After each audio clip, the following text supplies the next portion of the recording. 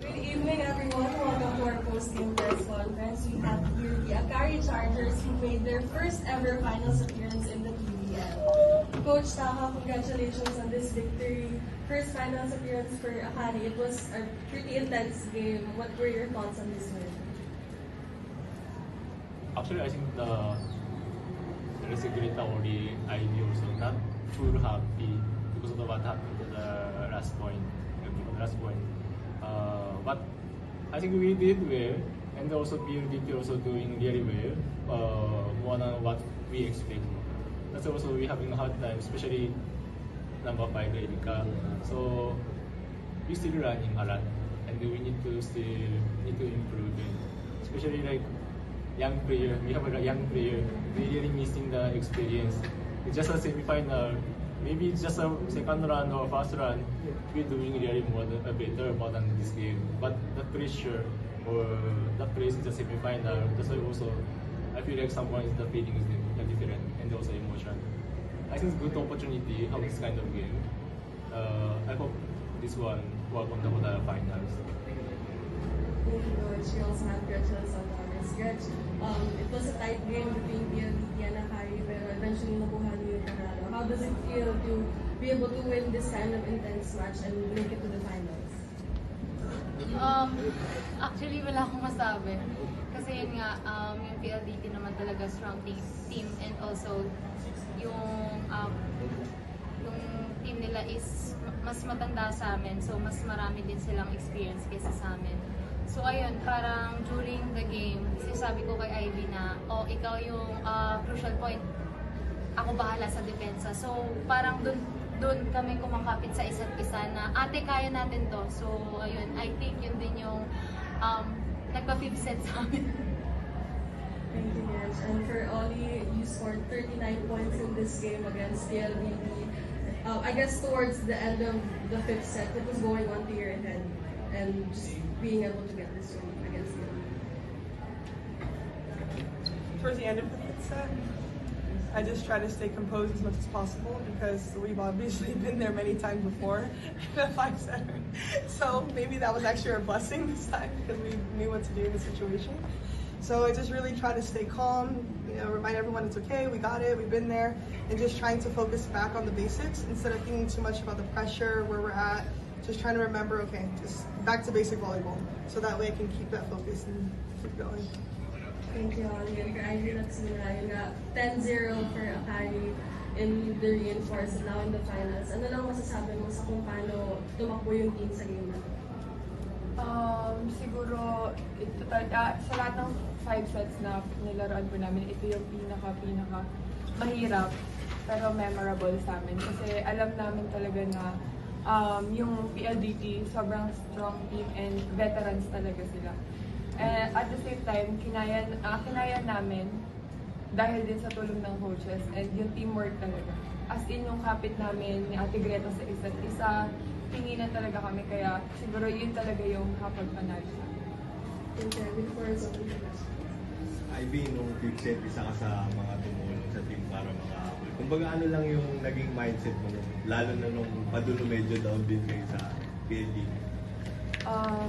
Siguro po yung tiwala na binigay po sa akin ng coach sa akin. Kasi nung time na hindi niya po ako nilabas ng service pa lang, sabi ko talaga na kailangan ipakita ko yung sarili ko ngayon kasi ang laki ng tiwala ng coaches and teammates ko sa akin.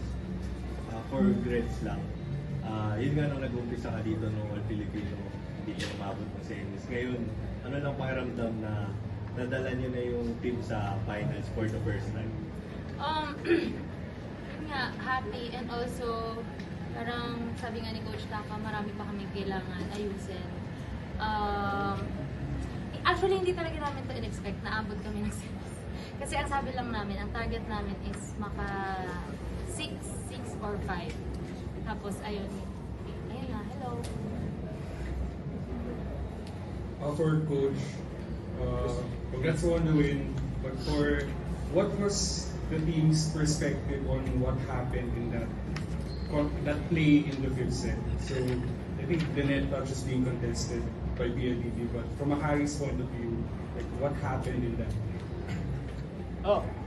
actually day before announcement, they already showing the video.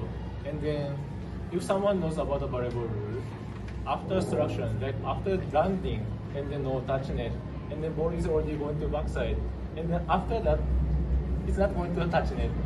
Even someone touching it, it's like ball is already going backside. That's why it's okay now. Like option rule also, it's not a problem. That's why I really want variable fan not gonna make it some issue or some gossip, because it's actually that clearly it's really no problem. So for the 14 or 13, for sure the PLDT is a strong team. I just expect if it's going to done, okay na to. I just want to talk to the player. You guys did well.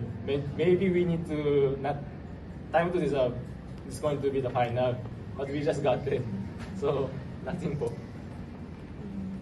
And for Ivy and Gretzel, yung undefeated run yun, lagi nakadikit talaga siya all throughout sa inyo sa playoffs na next round, matatalo sila, mananalo pa rin.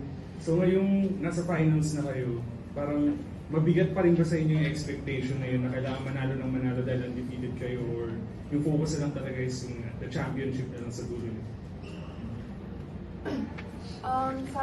Sa amin po, parang ang iniisip lang po namin is, magtrabaho lang po kami.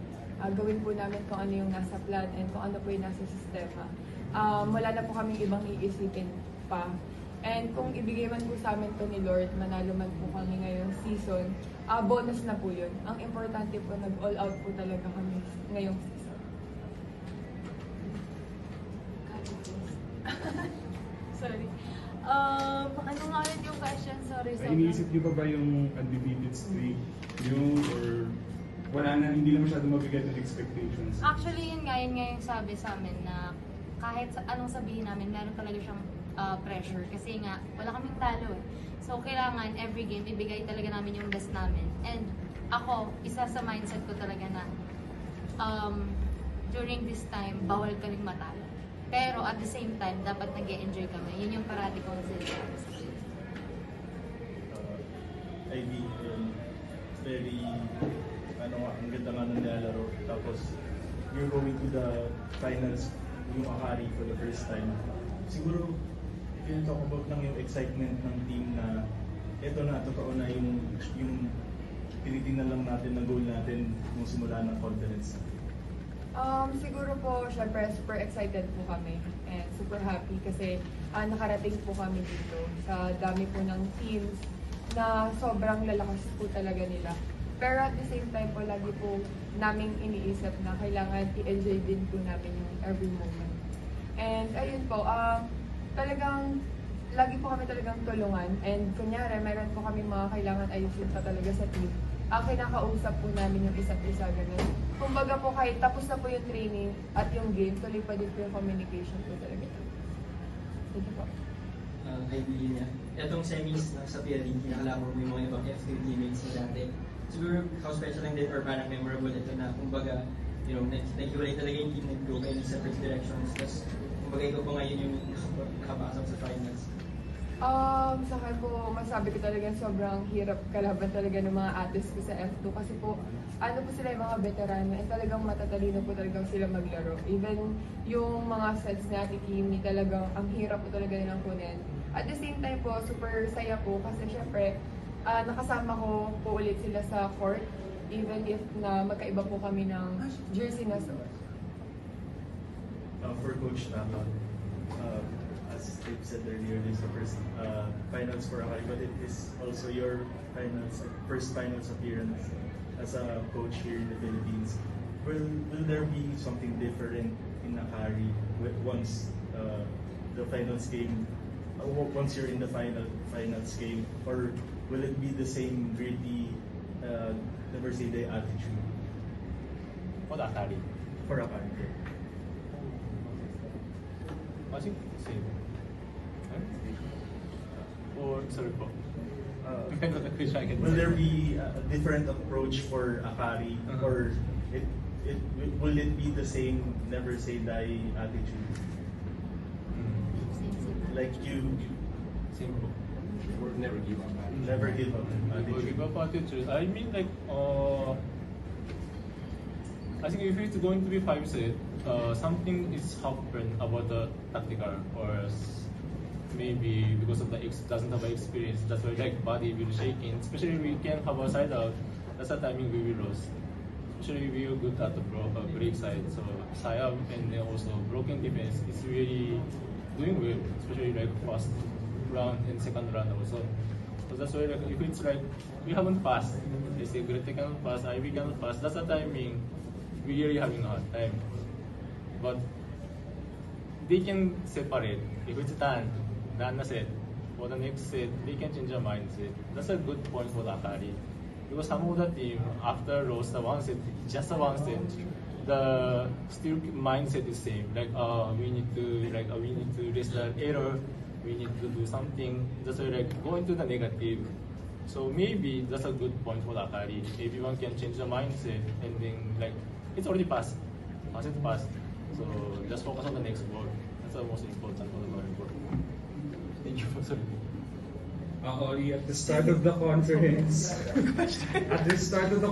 described the Akari as a team that likes to have fun during trainings, a light atmosphere.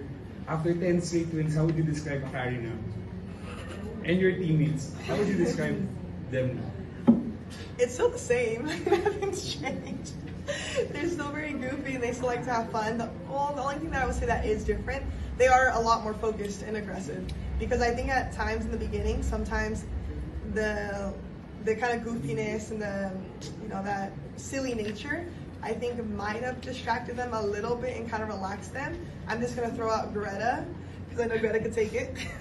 She's someone who I know she's very goofy. She's such a fun time. Everyone loves her. She's so fun to be around. But I think I noticed with her, when she would get so really goofy, she wouldn't have this very aggressive side to her anymore. It was kind of compensated. And then afterwards, she changed it. She started having more of a serious face. It made her more serious. And then she would go up and just destroy the ball down and drill a hole in the court. And you're just like, wow, Greta? So that's just an example of, I think that she's still goofy, but I think generally with the whole team, everyone's still very goofy, but they really know now how to balance both. The goofiness, but also that focus and aggression as well. Thank you, Coach. Thank you, Gretchen. Thank you, Ollie. Thank you. Congrats on the